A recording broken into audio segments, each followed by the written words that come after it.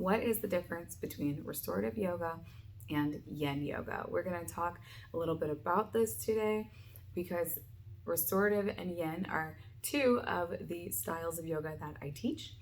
And restorative yoga can be done at any time of day. Yin Yoga can be a little bit more specific. So let's go first to say what it's not. So if we have Yin Yoga, which is a slowed down practice of yoga, then you have Yang Yoga, which is more common, more folks tend to know because it's a vinyasa practice or a hatha practice. It can be strength or power yoga. These four types and styles can be very quick, very fast. You move with your breath, and as you're breathing, you're strengthening the body. You're moving through asanas, which are poses and postures, and you really get maybe a good sweat. You work the muscles, and even though, yes, there's a stretch, you're not settling into each pose and posture. So restorative yoga you could say more or less is something in between. You're using lots of things to help the body, support the body. There's blocks, there's blankets, there's pillows, and you're getting into positions. You don't worry so much about flowing and transition into pose to pose. It's about using props to settle into a position, support the body, and then kind of rest or relax into that pose. The body opens up, you're breathing, you're connecting and relaxing the body so that you kind of open up and promote blood flow and circulation.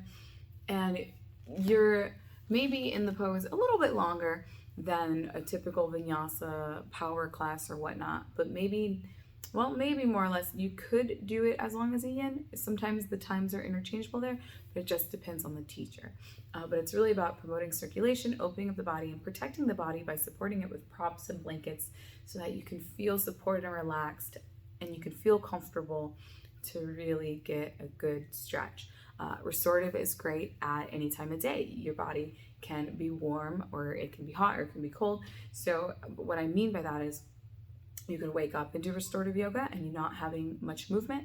You could have a warm body where maybe you do a walk or something just to get you going and to loosen up the muscles and then get a nice stretch or relaxative moment in restorative. Or you can do it after a full workout. You're going to get a nice stretch, you're going to get some relaxation, you're going to get promotion of blood flow, and it can also kind of slow down the heart rate too. So just depending on your goals and where you're at with it. Some people like it for a little relaxation. I teach a class, people love it after spinning, and they get to really relax and chill out in the poses. And you don't even have to use props. You could use the yoga mat, you can use something at all. So you just take it though, kind of as a feel by feel basis. Now yin being the opposite of yang, yin is that slowed down. It's not the active physical, but you're really taking time now. I usually don't see many props in a yin class, but yin is commonly done when the body is cold. So you want to do it when there hasn't been much movement yet, or if you haven't worked out yet, because with yin yoga, by default, you get mobility, you get flexibility, and you're going deeper into the muscles, into the fascia. So fascia was a word that I had never heard of in my life until I got into yoga, and it's this thin casing of these connective tissues that surround and hold in all the organs, but it's kind of a nerve fiber and muscles and all these things. It holds all these things in its place. And so the fascia, I like to say you want to kind of grease it up. So when the fascia starts to dry out, so when you're not stretching, when you're not paying attention to your muscles, when we're not getting the time to move, we like to say then we're not being oiled, we're not allowing for mobility, this and movement, and there can be pain in that. You basically are allowing this fascia and the muscles and things to tighten up, and these connective tissues around the muscles to tighten up, and it can limit mobility, it can cause pain, maybe not, but it just can allow you to really, like I say, kind of dry out. So by going into a yin practice, you start to quote unquote start to grease, you start to move things out and around, you start to then be able to dive deeper into stretching and mobility. And in a yin class, we take a really good amount of time. You could hold the pose anywhere between 2 and 5 minutes or so.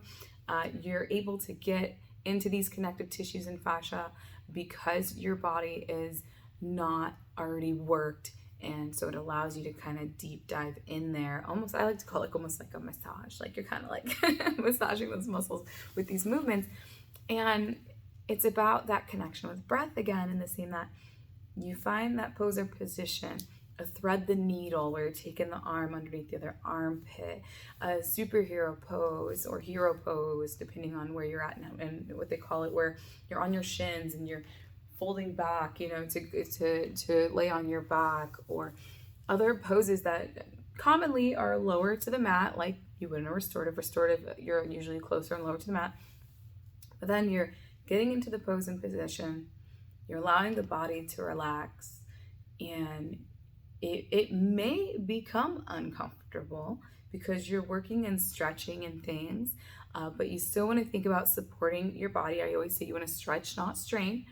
And it's a mental thing too, which is pretty similar in restorative. Any sort of slowed practice is going to kind of possibly get in your head. But the yin, you're now able to just really work deeper into these muscles, and you gain a deeper flexibility and mobility in the class by doing so.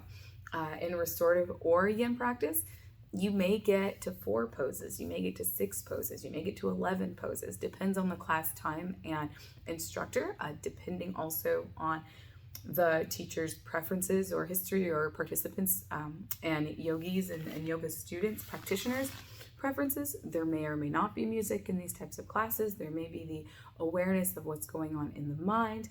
Then, depending on the time, a lot of yin practices tend to be, and even restorative, they tend to be longer classes, longer practices, so that you can do a little bit more, but allow to get in deeper in the body, especially if you're trying to hit every piece and part. But it's just working with that and working with the body. So if you have any questions about restorative yogas or about yin yogas, or you're interested in trying them out, you can check out my YouTube page, the youtube.com/c/Carmita Smiles. If you search YouTube, just search it and put Carmita Smiles in the little search box. You'll see I have some restorative practices on there. I have some yin practices on there. You can always, if I don't have any music going on in the background, you can add your own playlist to play on your phone or computer or what have you while you're taking the class. And it's something to definitely give it a go, give it a try. It's one of those things, like anything else, it takes time. If you're not too sure, if you're used to a power strength flow, this might be a good add-on for restorative after a workout, or if you're waking up, or if you're feeling stiff, or anything, any reason at all. Check it out, or check out the yin practice, and let me know if you have any questions.